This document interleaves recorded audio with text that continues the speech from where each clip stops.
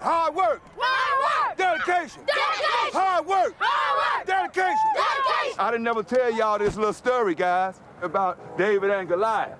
The big old giant and little old David. That big old giant, it was the hurricane. The one that was always beating up on everybody because they was good and big, right? But it was this little old guy named David, that's y'all. Little old bitty guy, had plenty of courage. He believed in himself. And what David did, he got a little old rock, a smooth rock. This your rock, that helmet. And he ran into that big old giant and boom!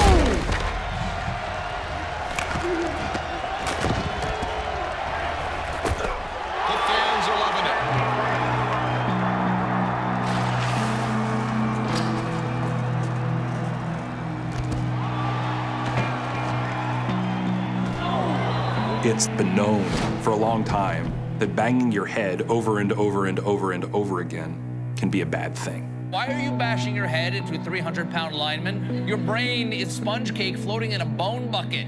Stop now while you don't have to wear a diaper.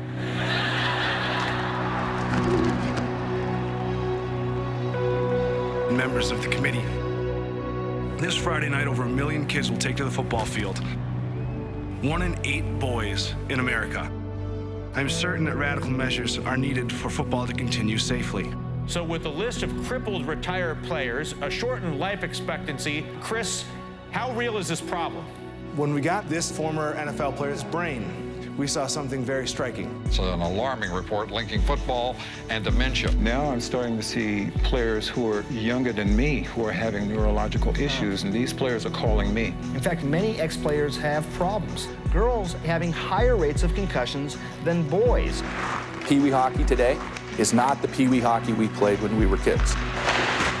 The level of violence would give a reasonable person pause. You're talking to the athletes about donating their brain. 5 years of headaches and depression and short-term memory problems and couldn't go back to work. Are you advocating, Mr. Lewinsky, that people not play football?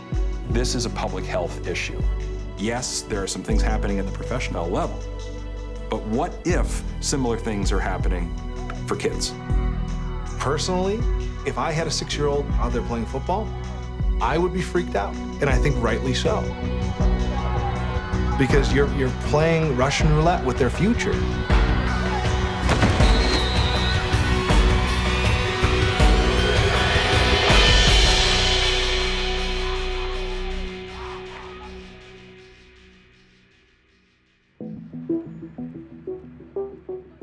I didn't ever want to go to Harvard and just play football.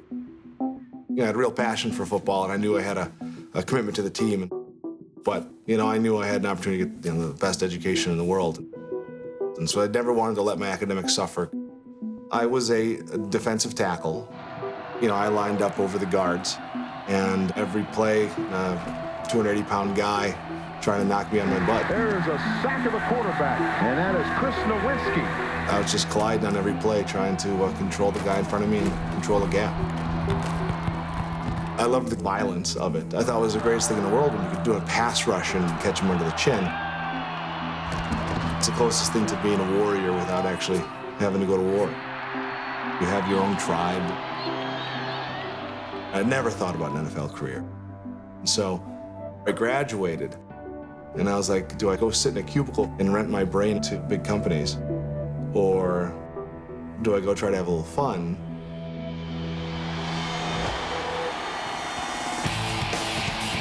WWE announced they were starting Tough Enough, the reality show. 13 kids live in a house, 2 of them win contracts, and 1 person's kicked off every week. So I decided to send in a tape. 6'5", 265, with 10% body fat. I trained at Killer Kowalski School, and actually had my first match the other night. Check it out. I wanted to make it WWE, and this was going to be the fast track. And I got selected. I am willing to do what it takes to be one of the elite wrestlers down the line. Let's go, please. Reality shows have to have good guys and bad guys. Got to make sure that we make everybody understand that he went to Harvard.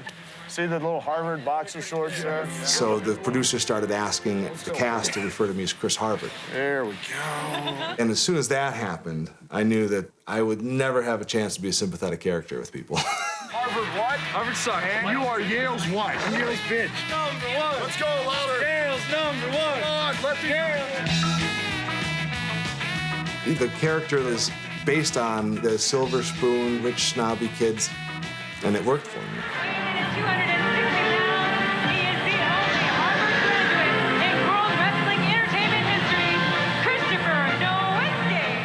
And so I was on Monday Night Raw 18 months after my first day in the ring. And what was most amusing was the show was done so well that even the wrestlers in WWE thought I was that guy. And so everyone hated me in the locker room. You people should be grateful to have someone of my intelligence in your presence. Exactly. Has anything to do with Harvard. It's an honor.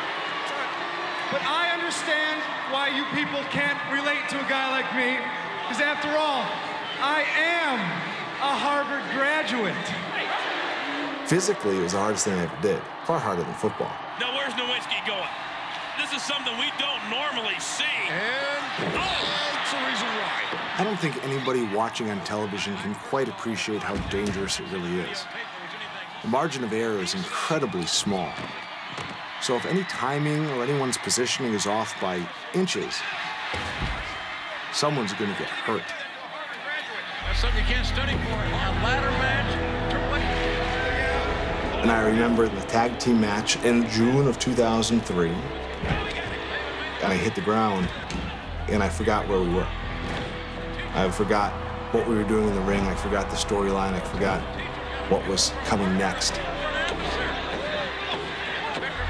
So I remember they kept pinning me. And I couldn't remember if this was the one I was supposed to stay down on for the 3 count or one that I kick out of. My head was killing me.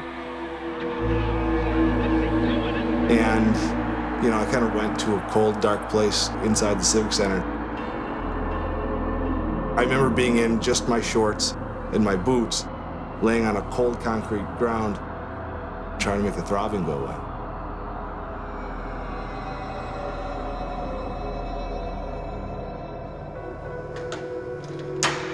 So then I went home, and then I was like, well, I gotta go to the gym every day because I gotta stay in shape. So I'd go to the gym, and I'd get nauseous after 10 minutes. In my mind, when I would only last 10 minutes and then get sick, I thought, that's not a sign I should not go to the gym. That's a sign that my goal tomorrow should be to last 15 minutes. And it was just, you know, knowing what I know now, that was really stupid. I kept thinking I'm gonna get better tomorrow. And after 12 months of constant headaches and sleepwalking and memory problems, I just never got better. And so that was the last time I ever got near a ring. Our friend said there's a guy who's considered a concussion guru that's not too far from your place. Maybe you should go see him. Well, my history goes back a bit. In 1986, I wrote the first return to play guidelines for people after a concussion. I walked into Dr. Canty's office thinking I had never had a concussion in my life. He said, okay, well, how many times have you been hit in the head and you've seen stars or you got dizzy? Or the sky changes color, or not being able to remember the play, or being stunned. That's Chris Nowinski. This is a tough situation. Or you got double vision, or you were nauseous, or you get blacked out. And I was like, all the time? It's all the time. Why? And he goes, well, those are actually concussions as well. I just couldn't believe that I had been gladly exposing myself to repetitive concussions for 19 years and had never had this conversation before about what a concussion was. It's called concussion or mild traumatic brain injury, but there's nothing mild about it.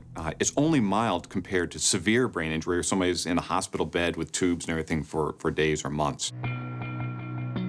The brain is elastic. It's like a jello mold, and it wiggles around. In a concussion, your brain changes shape very quickly. A really sensitive area of the brain is the white matter, where all these nerve fibers travel from one part of your brain to another, allowing your brain to communicate. In a concussion, these axons get quickly stretched, and that causes injury in a very unique way. If I kind of make a cylinder and I pull it apart, it just gets thinner and thinner. The same material, if I apply this very dynamic stretch, it's how fast I stretched it and it broke. And that rapid stretch doesn't break these nerve fibers, but it can damage parts of those nerve fibers. So they're like a garden hose, and inside are railroad tracks called microtubules that transport material back and forth throughout the axon. And if you break the railroad tracks, all transport stops. It's like the train car just fell off the tracks there, and everything can pile up. For example, these very sticky, glommy tau proteins. And over even more time, the rest break because of a chemical destruction of those microtubules. If you disconnect these axons, they're gone forever. You can function without quite a few axons at a certain point, but you're at a disadvantage.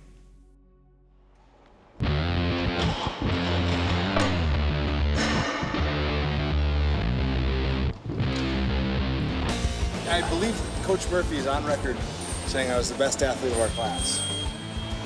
Some debated that. You don't deny it. He has said that. There's some debated that. I'm just saying. Isaiah Kazavinsky was my teammate in college. We were roommates and shared a bunk bed. You know, basically my best friend. And he went on to play 8 years in the NFL. Closing in on me. And he was a guy who had a lot of concussions.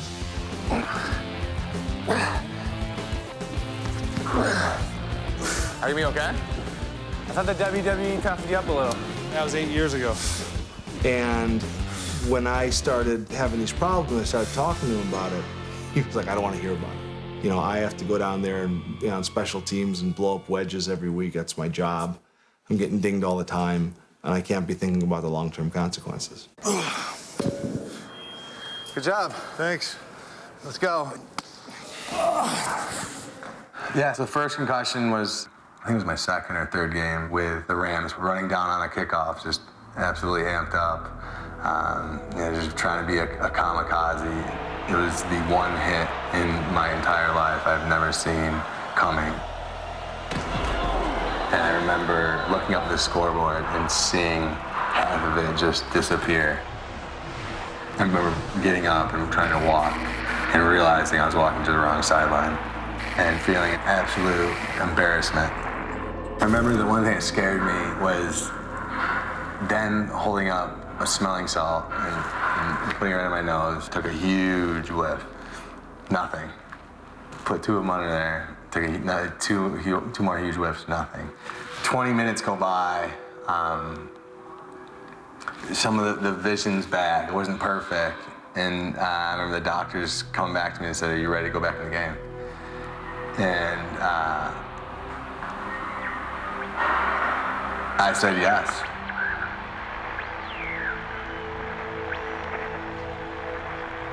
I went back in and felt like crap the whole week after that. I remember wanting the team doctor to step in to say he can't play. There's no way he's playing. And it never happened.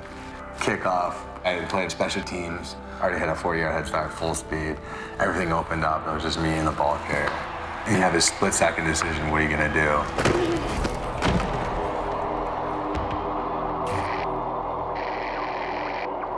I remember coming to the whole side of my body, my face, all the way down to my arms and my legs, like just absolutely numb.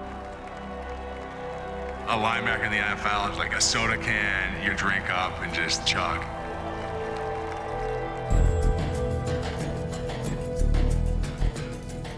When you would read the big studies on how many concussions were happening in a sport like football, they would sample 20,000 athletes and they would say, well, 5% had concussions. And that was assumed to be factual. But football players don't speak up when they have these symptoms. So I knew that number was wrong, but I didn't know how wrong it was. And so I dug around and found 6 other studies who had actually surveyed the players directly and taken the word concussion out of the question and found that it wasn't 5% of people getting concussions, it was 50%. And so you did the quick math on that. You know, 50% of football players have symptoms after a hit to the head, and each one's supposed to sit out a certain period of time. You realize that football is virtually unsustainable. because if you diagnose every concussion, you have so many people on the sideline, you can barely play the game. And that's what helped me realize that, well, either we have to change the terms of the argument or we have to stop playing the game, or we have to find a solution. In 2004, I started writing furiously, compiling the data with my story and other story into Headgames. The goal being, if you read this book, you won't throw away your career like I did. Then I realized I have no idea how you get a book published. I saw the manuscript. I still remember my reaction. It wasn't the main narrative. It was the footnotes that blew me away. I mean, this guy had really done his work. So the book came out in November of 2006. In it, I wrote a chapter about the brains of two former NFL players, Terry Long and Mike Webster, who died young, and they were diagnosed with chronic traumatic encephalopathy. The game of football in the National Football League is not at all like a lot of people perceive it. It's not a game. I think it's a war myself. When Mike Webster died in 2002, his body ended up on the table of a coroner whose name was Bennett Amalu, a neuropathologist.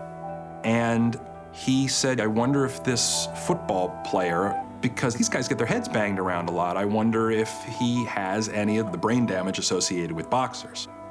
So just on a hunch, he did the stains of the brain tissue that to that point had not been done on any football player, and lo and behold, it came out positive. Wow, it's not just boxers who get this. In the 1920s, lay people and sports writers called boxers who had been in the ring slug nutty and punch drunk, goofy, and they also called it dementia pugilistica. That gave it a more medical term. Somehow along the lines, people started talking about chronic traumatic encephalopathy, and that was the name that sort of stuck. When you're looking at this disease, I think one of the most amazing things is how extraordinarily dense the pathology is. It's like pathology on steroids. In a normal brain, there would be absolutely no brown visible whatsoever. Everything would look this light cream color, but you can see that there's tremendous abnormalities throughout the gray matter. Some places it's extremely dense. And then look at it under the microscope, and I have it here. You can see tremendous loss of nerve cells. The remaining cells are scarred and filled with this abnormal tau protein, which disturbs the cell and causes it to malfunction, and eventually it dies. So we'll cut into the brain.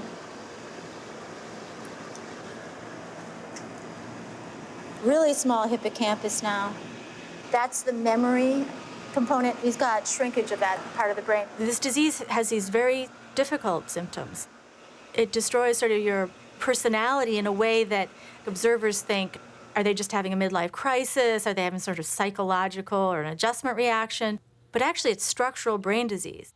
By this time, it's causing some ripples in the NFL, but nothing in the popular press, and nothing certainly in the popular consciousness.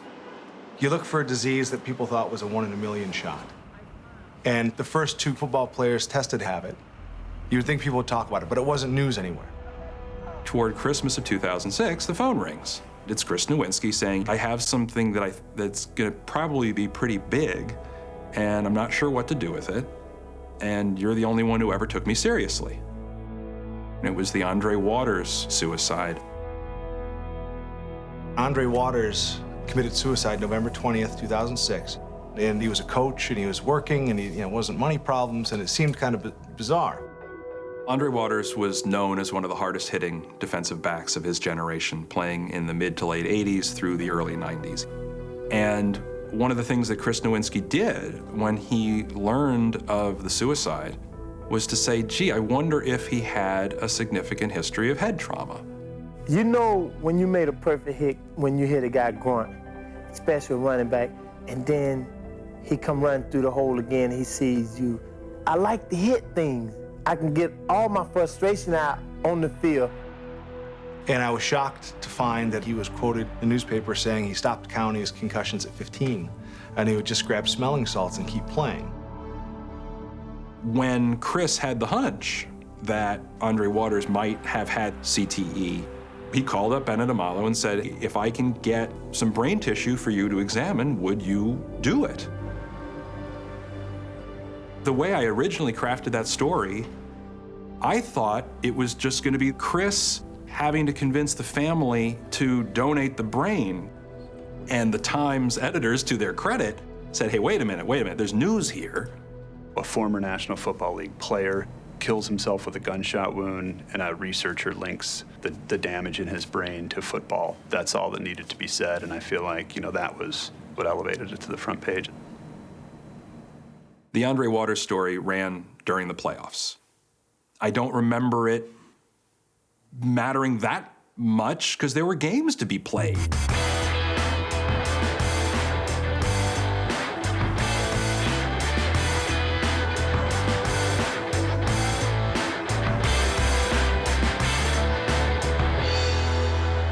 The reaction to Alan's article was denial. It was shockingly negative. I wasn't too surprised because in Headgames, I had dissected how the NFL had kept this issue hidden from the public view. They'd spent a lot of money and a lot of time trying to convince the world that concussions don't have any negative consequences. What football began to appreciate in the late 70s and 80s was how guys like Roger Staubach, Steve Young, Troy Aikman appeared to be having more and more problems with concussions. They were missing time. These very valuable commodities were not playing. Gee, I wonder if we can figure out how to keep them on the field. So in 1994, Paul Tagliabue formed a committee called the Mild Traumatic Brain Injury Committee. And it allowed the league to say, look, we have this committee of doctors. They are independent, they claimed, although many of them were on the payroll of NFL teams. Nonetheless, it's being chaired by the medical director of the league. Nonetheless, they're independent. They began to assess what the effects of concussion were in NFL players. And so by the 5th, 6th, 7th of what became a 13-paper series, they began making statements about how everything was hunky-dory in the NFL, how these players were not suffering from any problems. Their data showed that there are no cognitive effects in these players. The problem was, if you looked very carefully at the language that they were using, they were making statements that you can't make. If the oldest guy that you study is 35, you can't possibly conclude that concussions don't have long-term consequences. If somebody actually did have concussion problems and had to retire, they would drop out of the study. And so they wouldn't be followed up on. They also had some mathematical errors that were pretty easy to, I like to think, a sports writer found them, okay? Well, I think there was more than bad science. I honestly think there was a point of view of trying to be protective of the National Football League. In most other sports, the chance of injury is incidental. In football, the chance of injury and long-term serious effects is fundamental. And no honest person can watch this sport and not acknowledge that. It's just like a boxer. If you box so many years and keep getting hit in the head, sooner or later, something is going to happen to the brain. Gene Atkins is a former NFL player who played the strong safety for the New Orleans Saints and Miami Dolphins.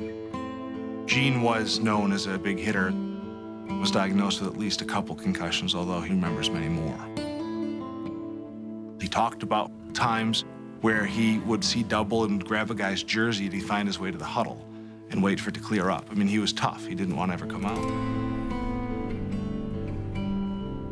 When the Andre Waters story went public, the ex-wife of Gene Atkins sent me an email saying, Gene is everything that I read about Andre Waters, the memory problems, the impulse control issues. He was in a very dark place. The only difference is he's survived multiple suicide attempts. I've been there.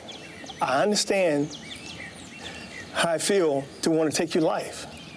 And it's a scary feeling because every day I wake up is a challenge for me. I'm just a mess right now. When I saw an opportunity to intervene, I was able to raise some money to fly Gene up along with his current wife to see Dr. Cantu, who spent hours evaluating him. 978-432-13 Those digits, tell me what they are. Repeat them. 978432. 978. 432. 432. Gene, repeat the months of the year between January Let's find something else. and June. Pardon me? Let's just pick something else to do, because I can't do it. Try. January, May, April. Well, I would say Gene Atkins is certainly not alone. Can you do it sequentially, like January, February, March, April? There's a lot of people that are in the prime of their lives, but their brain has not stayed with them. June. What's before June? July. Here's another data point. Linemen sustain 60% of their impacts in practice, 54% tight ends, 52 receivers, 31% quarterbacks. Impact accelerations of the head also varied by... In response to the huge activity on this issue in 2007, the Sports Legacy Institute was founded. Dr. Cantu and I realized that there needed to be work on education and policy driven off of the research to keep these athletes safer. I mean, so then maybe that's part of the idea too, is just maybe put the stake in the ground, get people talking about it, and then see what comes of it. Yeah. And then, you know, I want to put together a committee of coaches for a couple-day session. When Sports Legacy Institute and Boston University School of Medicine partnered, we created the Center for the Study of Traumatic Encephalopathy. And now Dr. Stern heads the clinical research, Dr. McKee heads the pathological research and basic sciences, Dr. Cantu is our concussion expert, and then my role is to facilitate the research. I'm sorry, who's this? This is Chris Nowinski from Boston University School of Medicine. And when an athlete passes away, I read about his passing today, and I'm really sorry to be calling. I know I'm the last person in the world you want to hear from. It's my job to call the family to see if the brain's available.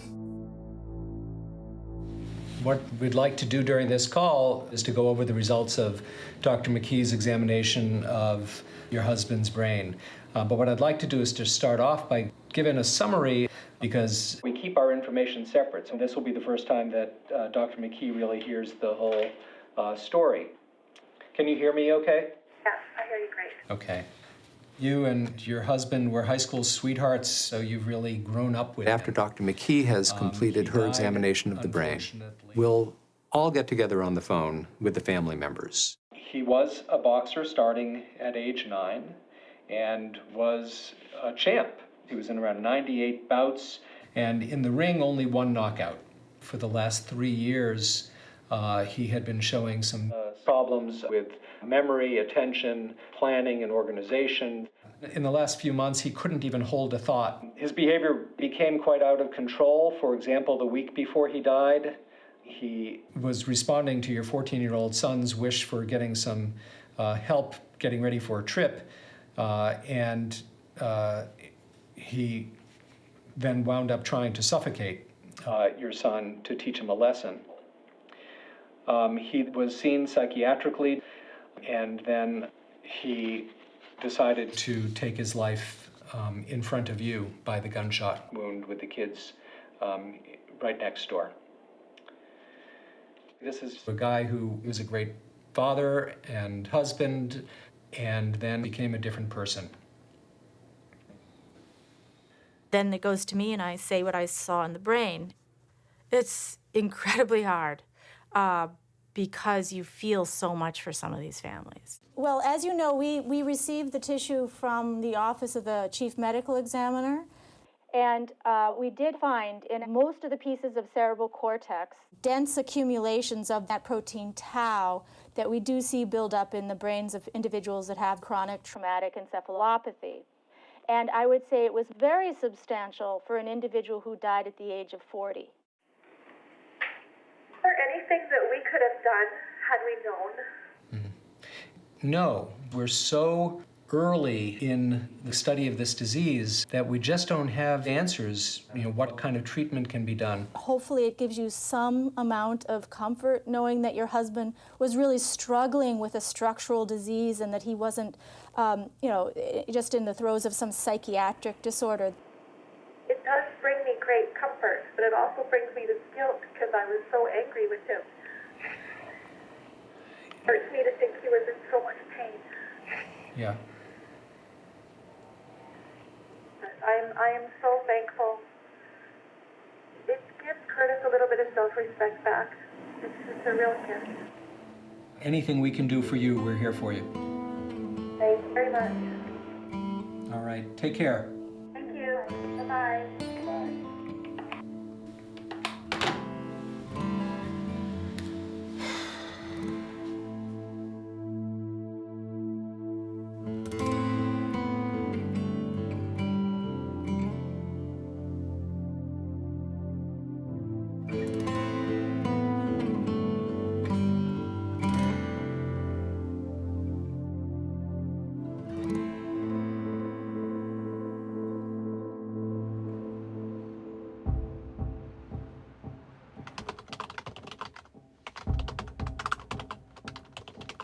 In June of 2007, the league, in large measure because of the stories that we had been running, held a summit of all the medical professionals from every team, as well as some league officials, to discuss the state of the research.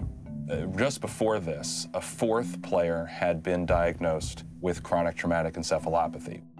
A lot of people thought, well, that's only 4 guys. You know, you can't make statements based on 4 guys. And I knew that you could, because this is something that does not happen in the general population. I got an interview with the commissioner during a break, and I recorded the conversation with his permission. There's no record of a concussion. He may have had a concussion. He played Swimming. at least He could have had least a riskiest position. He could have had a concussion swimming? My brother had a concussion swimming. He hit his head outside the pool. Come on, Alan. It does happen. A concussion happens in a variety of different activities. 4 out of 4. Are you suggesting that all 4 men sustained their damage in fields other than football? Stop it right there for a second. So what do you, take us back a little bit, what are you thinking in the middle of this conversation? I'm scared out of my mind. Do you really want to know? I'm scared out of my mind. I'm standing there talking to the commissioner of the National Football League, basically dumping at his feet a problem that I knew in my bones was going to be immense for him. And in a way, I was becoming the math teacher that I had always planned on being. All I wanted to do was get him to understand the probabilities at work here, that it wasn't just me being a pain in the ass. It was the fact that when you're 4 out of 4 for a 1,000,000 to 1 shot, something's up. So at the end of 2009, I get a call from a source of mine who has a document that he needs me to see. What is it? I can't tell you, but trust me. So we meet at a restaurant in New York, and he passes it over, and it's a study that the University of Michigan has done of retired NFL players, asking them all sorts of health-related questions. Do you have heart disease, arthritis, depression, kidney function? There's like 50 pages. And their finding was that the NFL players look like they're a pretty happy and healthy group. But if you looked at the bottom of page 37 or something, there was this one little section. And it talked about how they had asked, have you been diagnosed by a physician as having Alzheimer's disease or other memory-related disease? And there were the rates. From age 30 to 49, 1.9% had said yes. So it was 19 times that of the national population. Well, it hadn't become public yet. I don't know if it ever would have become public had it not been leaked to me. And that was the game changer. There is a new report from the NFL. It's an alarming report linking football and dementia.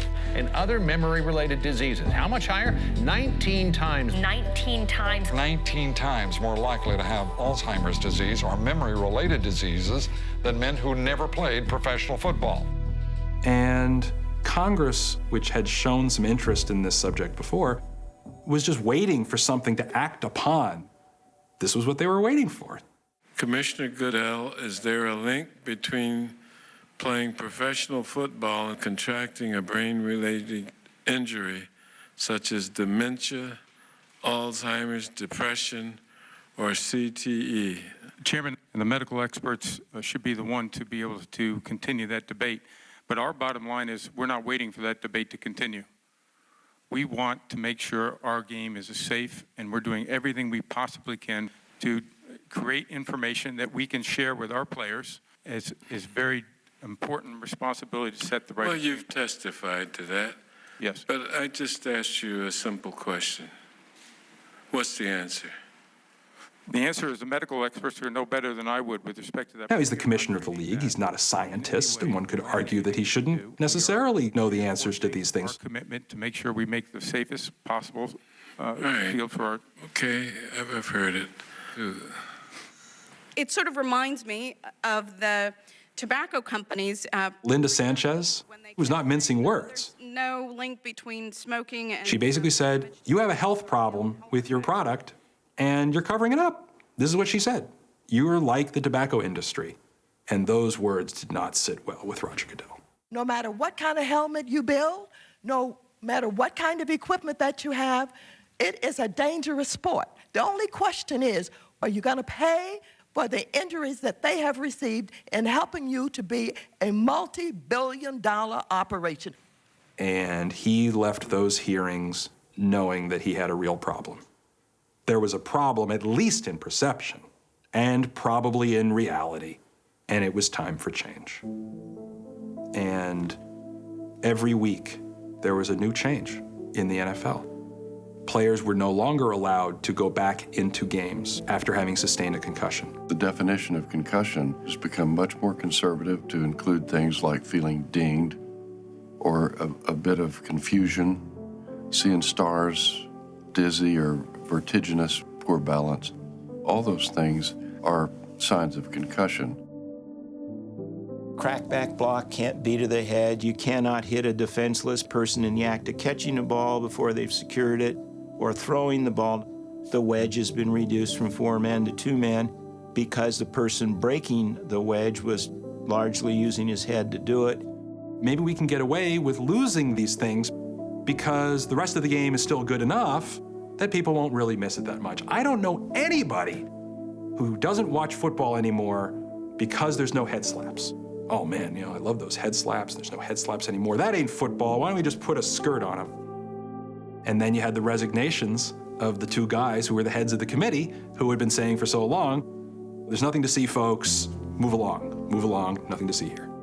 Commissioner Goodell has spearheaded rules changes. They completely cleaned house with the previous mild traumatic brain injury committee. They have put in place a brand new head, neck, and spine committee that has university neurosurgery chairs as co-directors. It even put probably their biggest critic as a senior advisor to the group.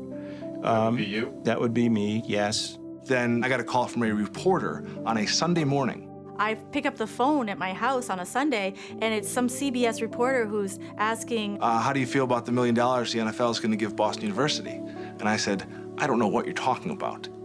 The offer was made through the media. It would be hard to say that it wasn't partially designed as a PR stunt.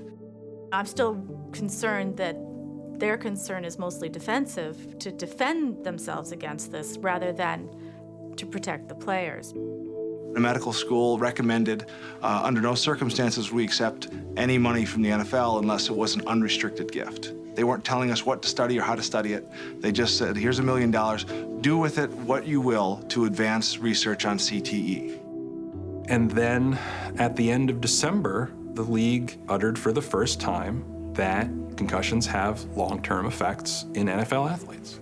There's adequate information now on a number of autopsies that Ann McKee has done. There is no question that repetitive head trauma can cause permanent damage.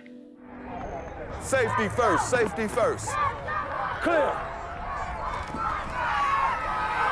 Yeah. Prior to last year, I had very little knowledge of concussions. What, y'all gonna quit on me? You know, there was some statistics that says that 85% of the concussions go undiagnosed because people look at them as just bumps or bruises to the head. Come on, guys. I need for y'all to spread knuckle down. It's all or never, baby. Look. And one of our children get hurt out on the field, a concussion. Under no circumstances is he going back out to play. We let him know, hey, good job. Take it off for the day. Eddie, watch my left. Hey, Chris. Hey, Sammy, watch 14, Jet. Get him! Get him! Get the ball! That's a block in the back. Get him! Get the ball! All right, that's all right. Come on. That's all right, guys. That's all right. Don't y'all give up on me. You hear me? Make the story about David and Goliath come true. David came back. We need to play better than we're playing, guys.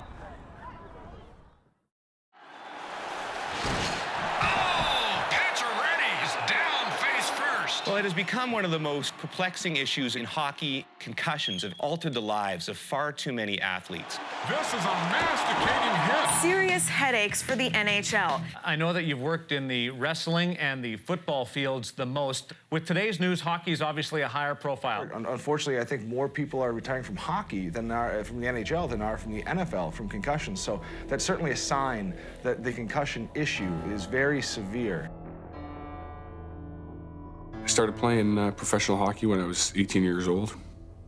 Physical, hard skating, power forward, create havoc in the corners, create havoc in front of the net, and try and score a dirty goal. In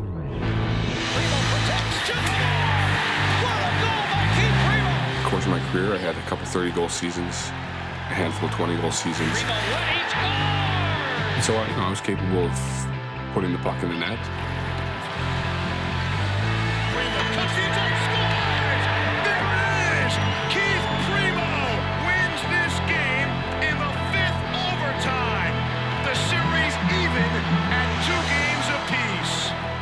For me, the beginning of my demise was my second documented concussion in the playoffs in May of 2000, where I was out at center ice. Primo got leveled, and he did not see that coming. He caught every part of me, and I was down. I was probably out for a brief period of time, whether it was 10, 15 seconds, taken off the ice on a stretcher, only to return to play 2 nights later. I was of the same mindset to everybody else, that I didn't take the injury seriously. I thought it was a phantom injury, that there were players that weren't necessarily suffering through post-concussion so much as they were looking for a break. Everybody played with bumps and bruises. It wasn't a guy who wasn't playing through some type of injury or pain, and so you needed to find a way to tough it out. And there was nothing you could say or do that was going to change my mind or that mentality. Documented concussion number 3, I took an elbow to the side of the head, and I thought I was fine. I came home, and my wife looked at me and said I didn't look well, and that I should probably not play in 2 days' time.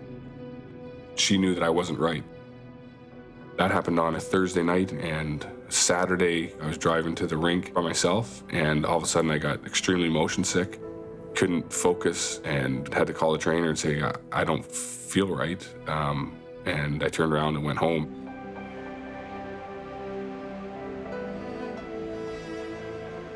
It was 6 full weeks of concussion symptoms that I hadn't experienced before.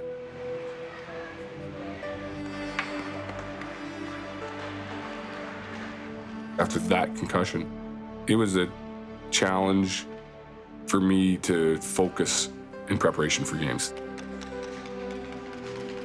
I knew how fast the game moved, and now I felt as though I was making a conscious effort to move at that speed.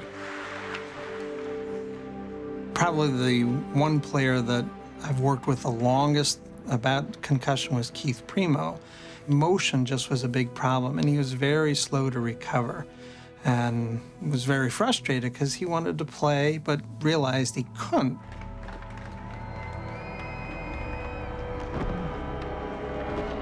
Following my 4th documented concussion, I stepped into the head athletic trainer's office, and I said, I think I'll be ready. Another week, I'll be set to go, but I need another week. And he kind of sat there and listened to me, and when I was done, he said, Keith, we applaud your courage, and we thank you for your efforts, but I'll never give you permission to play again. And at that point, my career was over. My sense was that of relief. I was relieved. You know, in hockey, they have to take the stick out of your hands. And I always felt that about myself as a player. I won't just lay it down. I was a physical player. Similar to Keith Primo, we played similar styles. I was lucky in that I had one diagnosed concussion. I'm sure I probably had a few earlier in my career. So when they approached me and asked me to take over this new department of player safety, I felt that I could have a positive impact on the game. Wednesday night in Chicago, an incident occurred during the game between the Chicago Blackhawks and the Detroit Red Wings. At 5:26 of the third period, Detroit defenseman Brendan Smith delivered an illegal hit to the head of Chicago forward Ben Smith, causing him to lose consciousness. As the video shows, The NHL this year, there is a strong push not only to penalize players, but to educate them why they're being penalized and say this is the future of the way we're going to play, and you better come along. I'll start with the premise that as long as we continue to play hockey, there are going to continue to be head injuries. There are going to continue to be brain injuries. But it doesn't make players want to stop playing, and certainly doesn't want to make fans stop watching the game. It's a big issue right now, but as a player, usually it's not something we like to talk about. I guess we're superstitious about injuries and stuff like that. It's our goal to eliminate as many needless injuries as we can and to be very clear and educational when we make those decisions. That's why we do the videos. I have suspended him for the remainder of the preseason, plus 5 regular season games. Here at the NHL, I'm the new enforcer. NHL enforcer Derek Bugard. He died earlier this year from a drug overdose. Former NHL heavyweight champion Bob Probert, who died recently at the age of 45, he suffered from this. It showed the 28-year-old suffered from a brain disease, and the damage was more extensive than expected. The results have some calling for changes to the game. There are leaps to conclusions. For example, if you say that just because this individual was an enforcer and we found tau proteins building up in his brain in an unusual way, which is CTE, that being an enforcer leads to having CTE. And that may have led to depression and suicide. And again, that's connecting the dots in a way that isn't supported by the science right now. There's always going to be gaps in science, and we cannot take virtually any disease from A to B to C to Z, but we can certainly look at the body of evidence over the last 80 years. You know, if you see that everybody who's ever developed this disease took extraordinary brain trauma, you come to the conclusion that trauma is causing this. We're out of other options. And there's enough evidence to start changing what we do. Well, as the league has said, that fighting does contribute to causing concussions. So do you guys make any recommendations, or you just report? No, our role is not to make recommendations, but rather to report the facts. The league is coming up on its 100th anniversary. Fighting has always been part of the game. You can't just snap your fingers and say, make it go away. There's no question that extracurricular activity is a bit of an enhancement for a segment of the crowd. But I'd love to see it out, because I don't think it's part of hockey. Whoa! Keith Primo jumped McCannon from behind, and Brett Warner didn't like it. I wasn't a fighter. I fought plenty. I averaged, over the course of my career, a half dozen fights a year. There was always a purpose for my fighting. I was sticking up for teammates, sticking up for myself, trying to change the tempo of the game. Sometimes I go on YouTube and watch his fights. Like, is it nice having a dad that was that tough? Yeah. Protective. You probably saw a few fights. But yeah, they don't put the goals on YouTube. They're YouTubing the altercations. Next year the game will get more physical and faster because we're getting older. I'll be 15 next year. I mean, even now, today, our team's like, being that team of like 5-0, they think they have nothing else to do, so they start getting physical. When we went in front of the net, they started pushing and shoving. Part of the game. If I have to get in a fight, I'm gotta build his character, I guess. Have you been in fights? Not like drop the gloves, but yeah, I've been in a fight. And what was that like? Wasn't that hard. I thought it was pretty fun.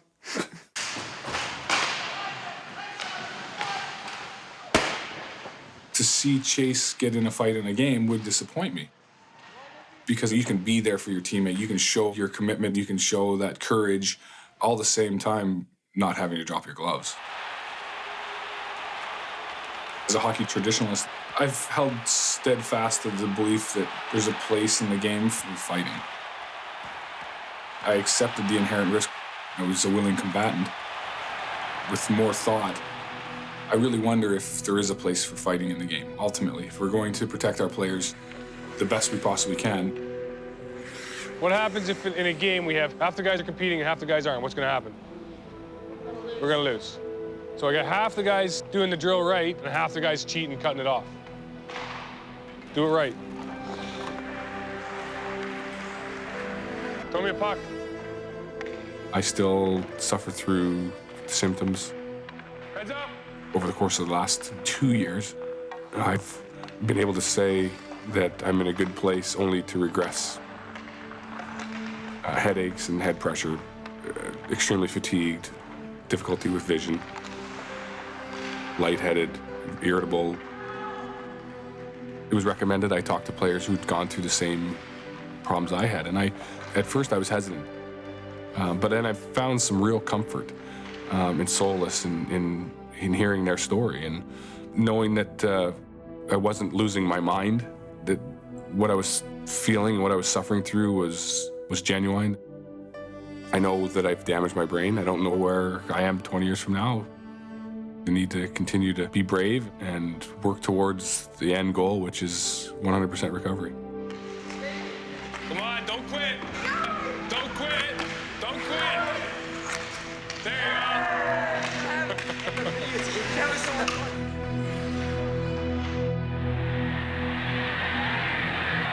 USA will bend it across. Buggy left it. Go, Paulo!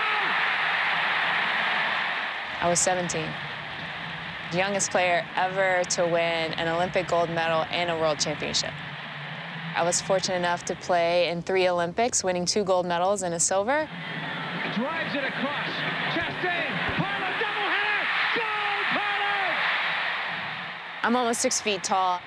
You can't be this tall and not compete in the air. I scored 50% of my goals with my head.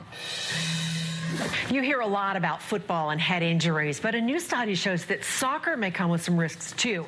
And Girls soccer players reported concussions more often than boys soccer players. Same as basketball. And they also seem to recover more slowly than boys. So this was not just a boys' football injury. We told you how rough it is. Watch the tugging, the pushing, the grabbing, the kicking, all the fouls. That was a tough. From head to toe, it's contact sport. Rough stuff. In 2001, I was playing for the Women's United Soccer Association. My poor parents were watching the game on TV at home in Memphis, and they see me. I go up for a header, and actually one of my own teammates hits me in the temple. Hooper. And 2 players are down. Is that Paulo and Hooper? I think they hit heads. I don't remember getting hit. I remember watching the ball come to my head, and I was trying to time it correctly. And then the next thing, everyone's standing over me, seeing if I'm okay. Ball's in the air. They're both trying to head it. No question about it. They absolutely clocked each other. Now, both players have got to be shook up with the question. And so I actually continued to play until halftime. She's woozy, though. You can see it. She's able to smile, but I'll tell you. I didn't see what the big deal was. A couple of days after, the headache was gone. I didn't have too many symptoms, and I wanted to get back at it. Knowing what I know now, I am so thankful that they sat me out and wouldn't let me play. After my first concussion where I was knocked out, every time I would do heading in practice or a really hard header in the game, I would see stars. So some people consider that concussion, I'm not really sure. But if you count all those, we're talking triple digits. Wait, so you feel like you had over 100 concussions where you saw stars of some sort? Oh yeah, at least. I've seen a lot of stars. I remember when I told my parents that I was retiring in 2004 because of my post-concussion syndrome. They were actually angry and disappointed a little bit in me and that I wanted to retire. I think they felt like I was just quitting. I would rather them think that than to really know the truth and what's behind it. They know about my headaches. They know, obviously, about all the medications that I've been on to prevent them. But I don't think they really know how much it interrupts with my daily life. I always keep my GPS on. I'll be driving around roads I know by heart and forget where I am. I had a stutter for a little bit. I'm gonna worry my family now telling you all this. My parents don't need to know all this, right? When you're young, parents try to protect the kids. Ouch. And at some point, it's role reversal. Soccer's been in her life and in our life since she was about 6 months old. I want to play Division I college soccer. I mean, if I got drafted, that'd be pretty cool. But unfortunately, because she's such an aggressive player, she has not only gotten 1 concussion, but probably 4. I remember after the first one, I was just like, oh my God, my head hurts so bad. I went to take a goal kick because I didn't go out. I didn't want to stop playing. So I went to take the kick and I was like seeing double and stuff. So you just heard her say it hurt really bad. She had double vision. She didn't pull herself out of the game. She didn't tell the coach, and she didn't tell us. I don't want to quit because of injuries. It's just what I love to do. I can't just drop it. She's pretty good at being tough. So if it's, I can't tell my mom because then I'm done, she might not tell me, right?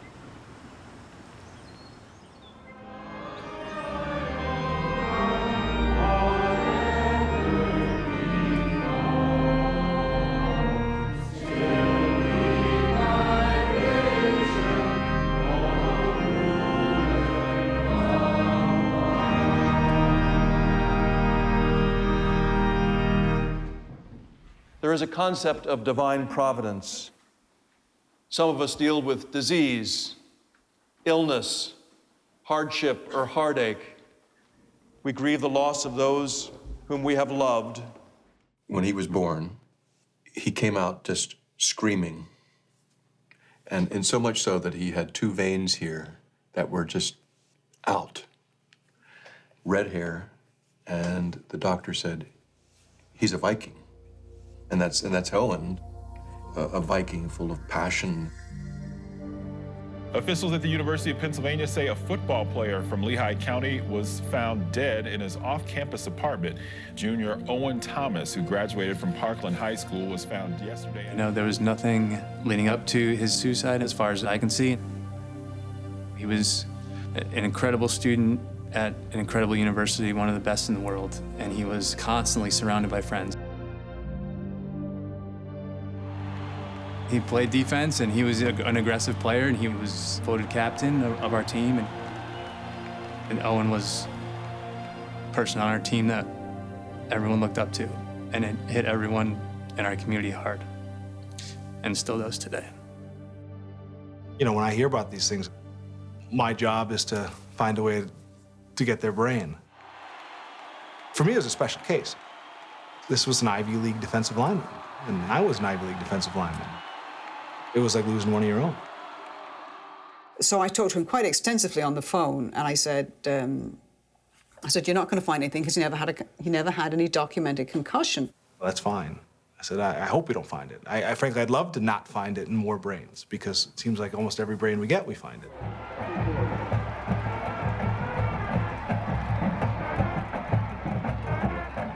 Owen was an outstanding person, an outstanding athlete. Owen graduated the year before we went to our 2nd state championship.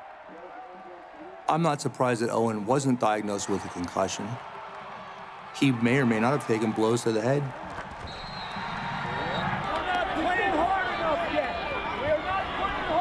The reality is that anybody that's played football has had concussions, whether they've recognized it or not. Both of us definitely got our bell rung. You get up and like everything's like a different color at first, and then it takes you like a couple minutes to kind of get back in focus. But I don't know if that's a concussion. I've never had a concussion where I was pulled out of football.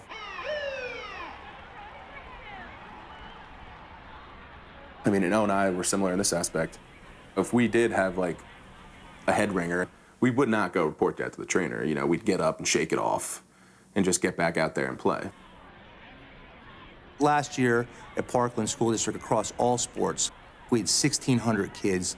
We had 14 recorded incidents of concussion. 1,600 kids, 14 diagnosed concussions during the entire school year. Well, that's obviously a very underdiagnosed condition. If you only have 1 out of every 100 kids getting diagnosed with a concussion, you're missing them, and your kids are at terrible risk. We do this right, and we start educating the athletes, it's going to skyrocket.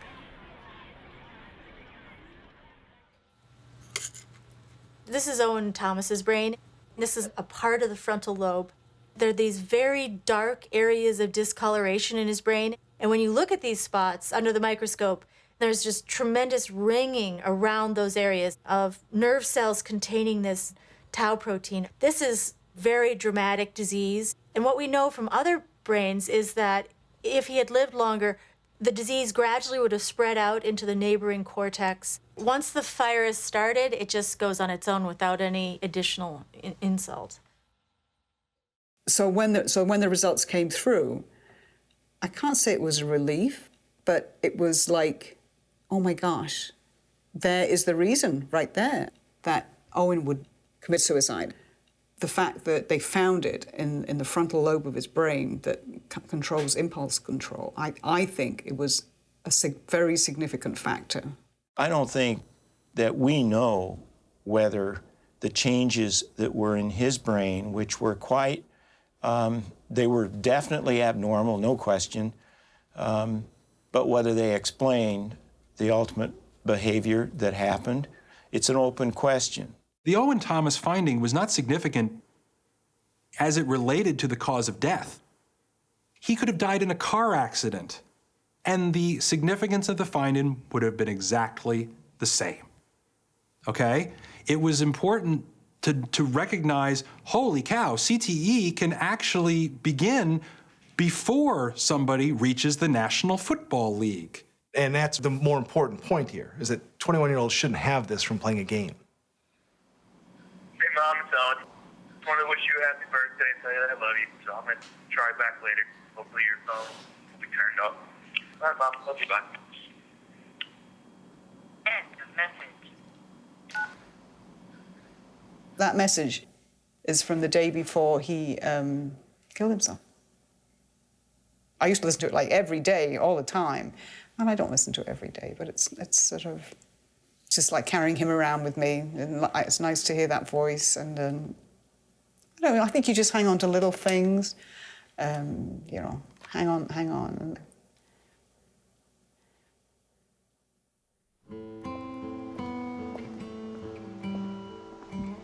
My father played at Millersville in the 30s.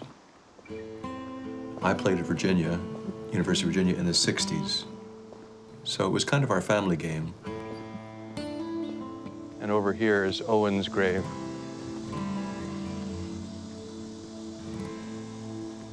I don't come often, although I work just a step away. I don't come often because it's still very difficult.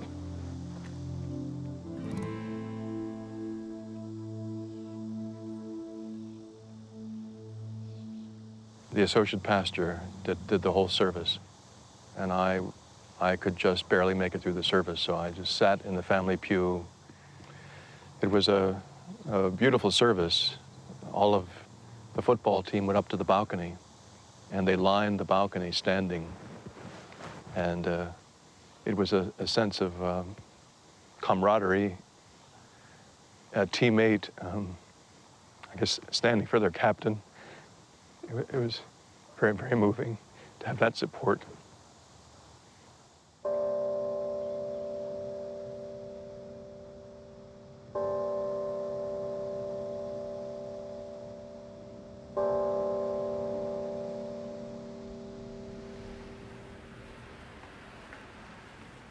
All right, so first thing is I'm gonna have you take everything metal that you have on your body, your belt, anything you have on your watch, anything like that. Now, have you had an MRI before? Oh, many. Okay, excellent. So you know the drill. I'm one of our guinea pigs for all of our pilot studies. And so I'll get an MRI, DTI. Excellent. You know, me along with some NFL guys and some boxers and whatever, we'll try to figure out what CT looks like in a living person. All right, going in. You can only diagnose these types of diseases after someone dies by looking at the brain tissue. But the goal is to be able to diagnose the disease while someone's alive, because only then can we do things like figure out the true risk factors, create treatment protocols, conduct clinical trials of new drugs. Unfortunately, because CTE is so horrific, and right now there's no cure for it, the media hype about all of this is here and the concern is here. Tragically, the science about it is way down lower on a trajectory. There's a huge gap. Traumatic brain injuries and concussions are a far more serious issue than any of us realize. I was invited to speak at a high school to parents and coaches to raise concussion awareness. It was probably the first time in 3 or 4 years that I had somebody actually confront me in public. You sure scared a lot of people tonight, okay? It wasn't a parent, it was the head athletic trainer. Came in here and you talked about all these people with their brains are decaying, and didn't show is there's a heck of a lot of people that played football that don't have problems, okay? That don't have this post-concussion syndrome. You didn't talk about the hundreds of thousands, a million people. No, that's right. I didn't talk about all the people who smoke and don't get lung cancer. I mean, I with all due respect, that's a terrible, terrible argument when it comes down to people's health and their brain and the risks that we should be exposing kids to. But then it went further, and he said, oh, you talk about all these symptoms. My 10-year-old daughter plays soccer, and she comes off the field and complains of dizziness and headaches after heading the ball. But that's not a concussion. That's just part of playing the game. If your child has concussion symptoms from heading a soccer ball, that's a concussion. I cannot believe you asked me that question. Are you serious? Have you ever had a soccer? I mean, I wouldn't push too far. I'm worried about your job right now. It wasn't just the head athletic trainer that had this problem. I was informed that the football coach had scheduled a mandatory weightlifting session to make sure his players couldn't go to the symposium. And what are you saying? I don't know. I'm gonna go back to Boston. You could hear a pin drop in that room. What happened that night happens privately all over the country, all the time. A lot of people don't want to believe this is as serious as it is. Even people whose jobs it is to safeguard children's health. They don't want to believe it either. A group of parents followed me out. Some of them asked, my child plays football here, he had a concussion last year, would you let him go back? Hopefully, if you only played through high school, your risk is less, but it's there. There are people who have said that because 14 out of 15 NFL players who have been tested for CTE have had CTE, my God, that must mean that almost every retired football player has CTE or will get it. Well, no, that's not how it works. It's a very selective sample. As part of a brain bank, we store half of the brain at -80 in each freezer, and we have 7 freezers. We've gotten now over 70 brains in the brain bank, and the overwhelming majority have had chronic traumatic encephalopathy. We need 30 brains of people that played the same sport that didn't have the symptoms. Their brain would be very valuable to study. And until we do, we don't really have any good idea of the incidence or prevalence of this CTE. What we do know is that 14 of the first 15 NFL players that we studied had CTE. In some people, it wasn't so far progressed that they had memory problems or impulse control, but had they lived longer, they almost certainly would have. That's overstating the data. And it's leading to a conclusion for which we don't have scientific support right now. To say that because this athlete exhibited CTE, that determines that he's going to have dementia and have depression and commit suicide, it's just not there. You have to walk a very fine line here, because people need to appreciate the fact that CTE could make you go crazy and could make you do terrible things. And the NFL called us when families are looking for us to help facilitate. But then again, when you're talking about this with people who might have it, You have to be clear to them that people with CTE can also live normal lives and be fine. They just might be different. But one of the reasons I'm here is to ask you to give me your brain someday. Alzheimer's strikes you at the end of your life. When you're 78 is the average onset of Alzheimer's, and CTE is 43. So it's pretty destructive. We had two-a-days, both morning and afternoon, beating the living crap out of each other. There's many times in practice I came looking through the air hole of my helmet trying to make the team every year, you know? But we were at this thing that we went to a couple weeks ago. Somebody asked... Satchers, yeah. Yeah. Yeah, somebody, what the heck was I gonna just tell you? I'm gonna have to come back. Stage 3 right there. Stage 5. What are you talking about? What the hell was I just talking about? I did forget. I played for a lot of really dumb coaches. Yeah. There's a lot more dumb coaches out there than there are really smart, innovative coaches. When I was a senior in high school, they didn't give us water until, you know, you were a wuss if you asked for water. And then 2 kids died in Texas. And then we got water every 5 minutes. Right, if 5 kids this year died in a week from head injuries, football would change immediately. But you could create 500,000 cases of CT this year, and everyone's okay with it. All I need for y'all to do is dig down inside right now and give me all you had saved up. You hear me? We got 16 minutes. It ain't over.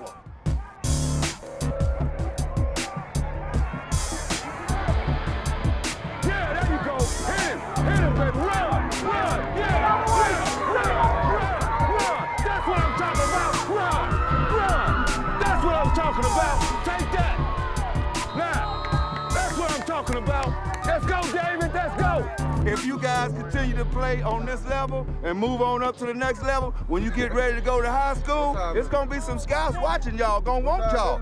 So your dreams could be lived out right here. Watch kids in any sport. They are mimicking what they see. Yeah. Some of the violence in the NFL. No, don't do that. The celebration of those shots by the players themselves, by the media to some extent, by many fans. It's dangerous enough for elite adult athletes. Whatever happens on an NFL field is imitated by hundreds of thousands of kids. What happens on Sunday is going to happen on Friday. And when you see Michael Vick receive a concussion, and you see him just go back into the game and be fine, you're going to assume that it's perfectly safe to do this. In 2011, the NFL changed the policy so that they actually have people now in the booth and on the sideline whose job's only to look for concussion. And that happened because there were some very obvious cases of players being concussed on the field, and yet they weren't treated or assessed properly. And the problem was the trainer and the physician were occupied with another injured player and not facing the field. So 35 million Americans saw it, but nobody who could action the problem saw it. And the story afterwards was that nobody saw them get knocked out for 30 seconds on the field. No one saw them wobble off the field after they get hit in the head. The NFL is acknowledging that even with a team of medical people on the sideline, they can't see the obvious concussions on the field. So how are we letting kids play with none of the resources that we feel obligated to provide grown men? It would be ideal that there's a certified athletic trainer for every high school, but it's not a financial reality right now. And it is true that inner city schools, more often than not, lack a certified athletic trainer. But I think that certain sports at highest risk, it can be argued that if you can't put proper minimum medical facilities on the sideline, that you probably shouldn't play the sport. Let's go, Wildcats! I love the program. It keeps the kids off the street. You know what I mean? They get out of school 2:30. They're at practice till 8. You can't do nothing but come home and do homework. And that's how I like it. Football is an alternative to the streets. If our organization didn't get them, then those organizations that we don't want to have them will. I believe you just have to protect them as much as you can and pray. One way you can make football safer is to reduce the amount of brain trauma occurring in practice by limiting the amount of full contact practice. There is a football league that only allows, in practice, 1 day of hitting per week. It's the NFL. And yet you go down to any regular city in America and hear mothers tell you their players do 4 days of full padded practices a week in a game. There's no way that should be happening. There's a balance there. Can you ever make any physical activity completely safe? Of course not. But what's the level of acceptable risk? And what's the level of reasonable reform? Collision sports should not be played under the age of 14. Now, I'm not saying do away with the sport. I'm saying change the way it's played. In particular, take hits to the head out of it. I think it's absolutely insane that little kids are bashing heads with football helmets on. Their brains are not myelinated. Their heads are disproportionately big. Their necks are overwhelmingly weaker than they will be later. And trauma that they sustain often seems to last longer before it clears. I'm not telling anybody whether they should let a kid play football or not. I make decisions with my kid. You make decisions with your kid, as long as they're within the law. Knock yourself out. My daughter plays field lacrosse, and my boys play organized hockey. They've been around the game a lot. We are a hockey family. Okay, your mulligan was yesterday. We had taken some time off, we found our legs, and now we got to get back to working.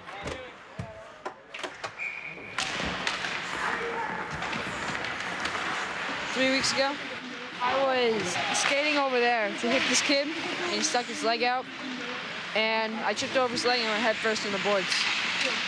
Got whiplash and concussion. You know, this is the second time that he's had a concussion, so we're really taking it slow, and you know, it's been a long process. Of probably 30 days into it now. He wants to get back. He's feeling better, but you know, patience is probably a good thing when you're dealing with concussions, whether they're your players in the National Hockey League or it's your own son. I've been playing hockey since I've been 2. When I was 5, I started to play in the league. I like the contact. Just seeing a guy go on the ice, like fall on the ice, I just love it. I don't know why. I do it to my brother. I went back down to get the puck, and I got hit from behind, and I don't remember anything. People said I was on the ice for like 4 or 5 minutes. I don't even remember 20 seconds of it. I don't remember any of it. I was one of the guys out there getting you up. I don't remember that. Chase! Do you think it's good to know more about concussions, or would you just rather not know? Not know too much about them, because if I get one, it kind of scares me. Like, what happens if I have this? But since I don't know, I like it better that way. So when your dad talks to you about concussions, you'd prefer he doesn't really tell you too much, or? Yeah. Does he know that? No.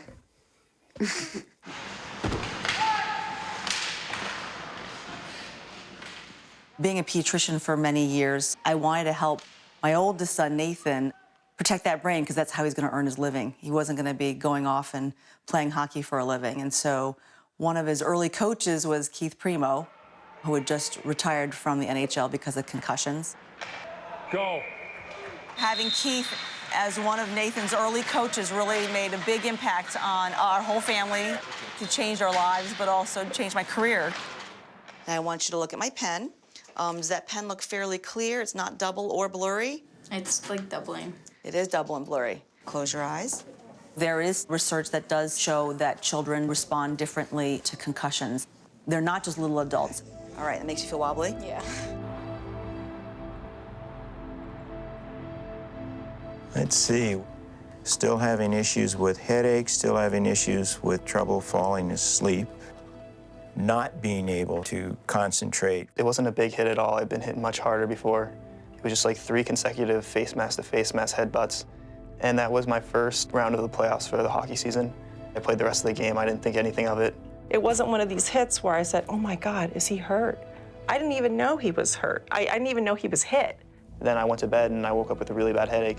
And I took 2 weeks off.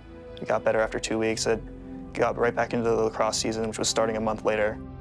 About halfway through the season, I got another concussion. Lean forward a little bit to center your weight, and then close your eyes.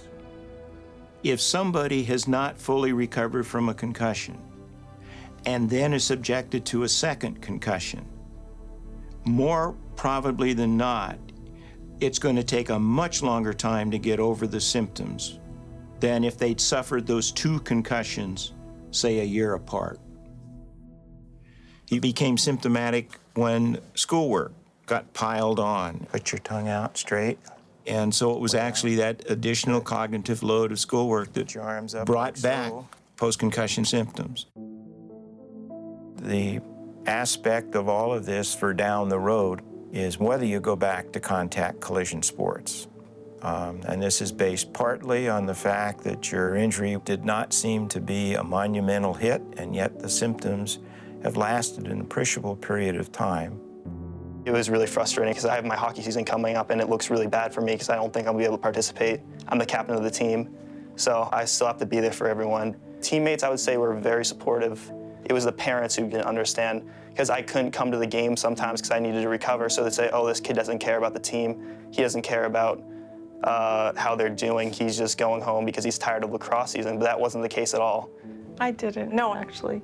I didn't hear the criticism by parents. I don't like to gossip, so. No, he doesn't.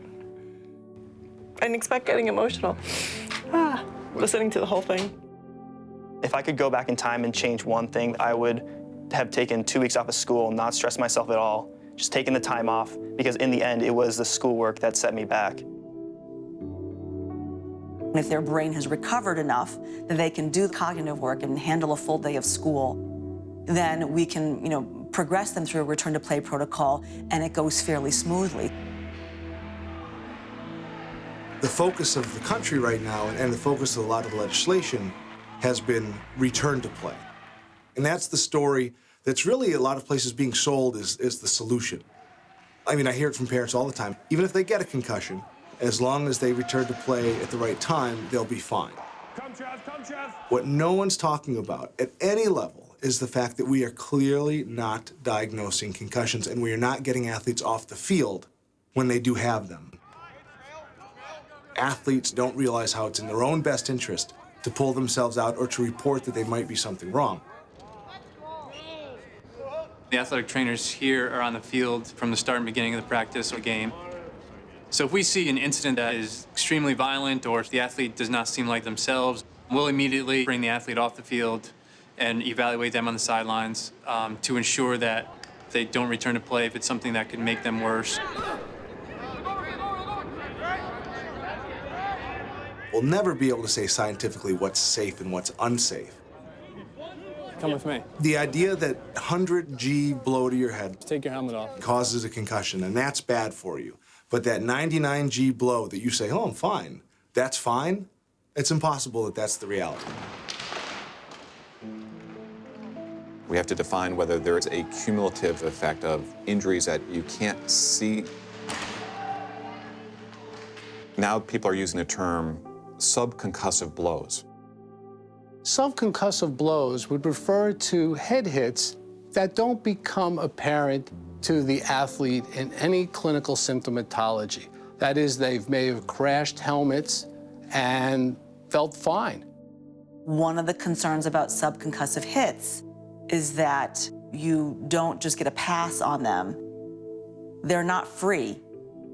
We need to understand whether or not the number of these hits put that individual at increased risk for CTE. What if the real damage is done by the dozens, if not hundreds, of seemingly innocuous collisions that a lineman, for example, might endure throughout the course of a game? There's so little understanding, I think, so far on what the long-term implications of that are. And if you think about a young player starting out at 5 or 10 years old, the total number of times his brain has been in a collision is quite a lot.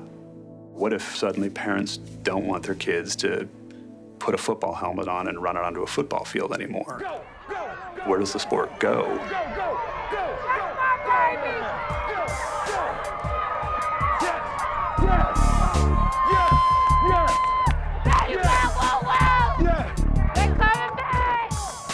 can do this here, baby. Man, I want to do the David and Goliath thing.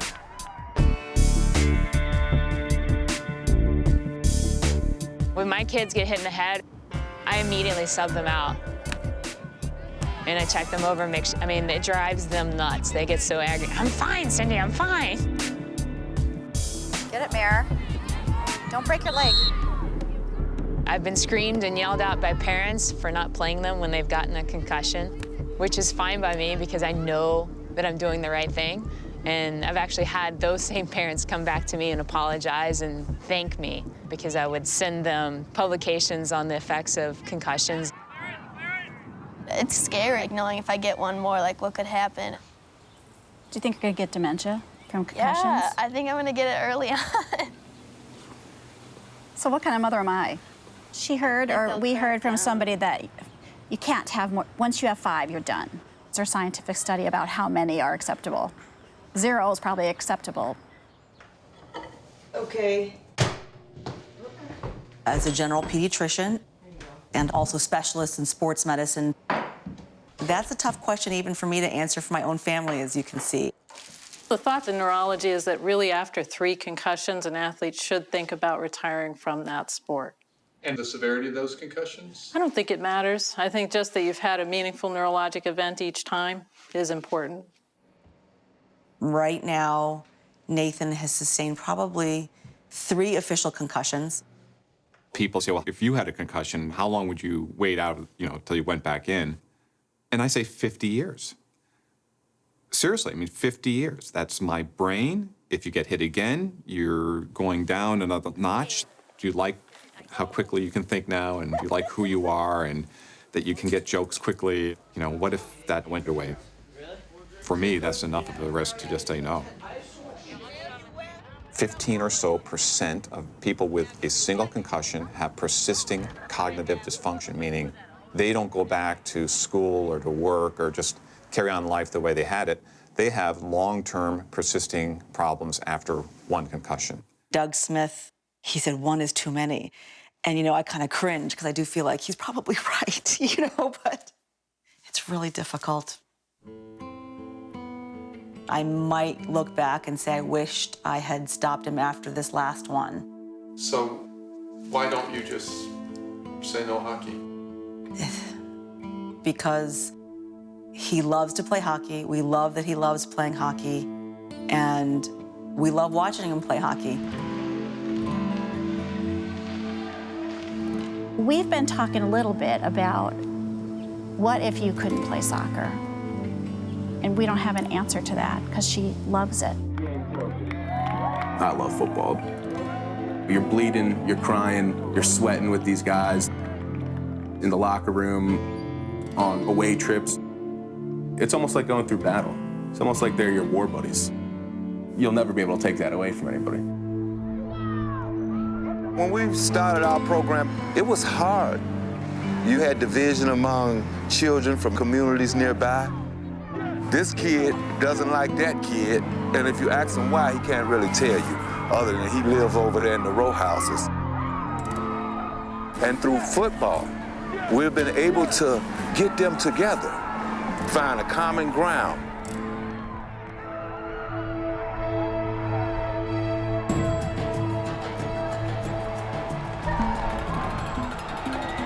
When you grow up with football, you love the change of the season, the sense of excitement when you hear the crowd. I admit it, I'm a huge football fan, and it's like, I can't help it, it's just part of me. There's no question that we romanticize these sports.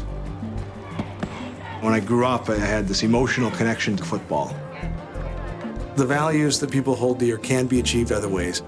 I did play basketball, I did play baseball, I did do theater. I learned lessons in all of those things.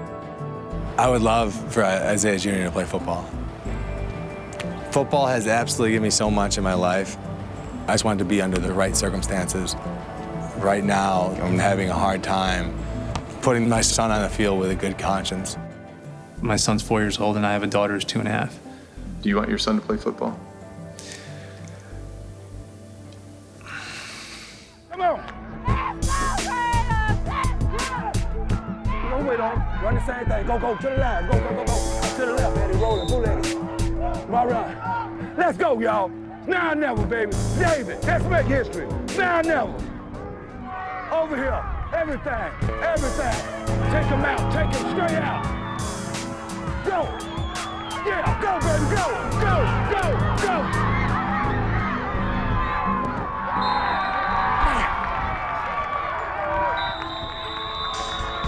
Hey, that's game. Wow. We just got tired of it, that's all. That's game, ain't got nothing to hold their heads down. 11 guys. Yes, sir. Y'all on them. Hey, boy, don't do that. Don't do that shit. Come here, right here. Come here. Look. Y'all didn't get this far not knowing how to play. Come on, Chris. Hold your head up and look at what you accomplished this season. And God willing, I see all y'all back here next year. Yeah, that's what y'all want? Let me hear you there. How y'all feel? How you feel? How good? Real good. How good? Real good. Focus, determination, a willingness to commit and compete for the entire game. It's the reason for playing sports. 3 of my 4 children have all suffered 1 concussion. My daughter asked me the question, Daddy, should we not play if we could get hurt? And I said, well, that's your decision. You don't have to play if you don't want. But there's no guarantee in life. I think that's the right answer. I'm not 100% sure. Some people might think that I'm not concerned about their health or well-being. But I am. But I don't live in fear of them getting hurt playing sport. Ready to go?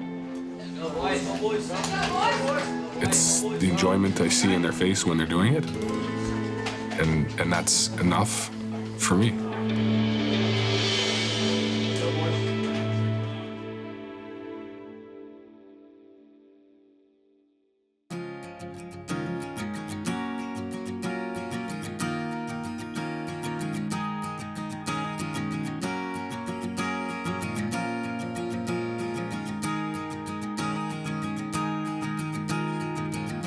Slow pose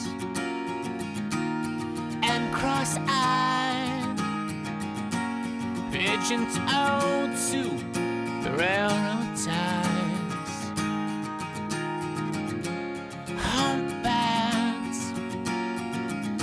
and sugar shacks, shotgun wed to the poison of our past. A little longer to go. We've a little longer to go. I just can't help say so.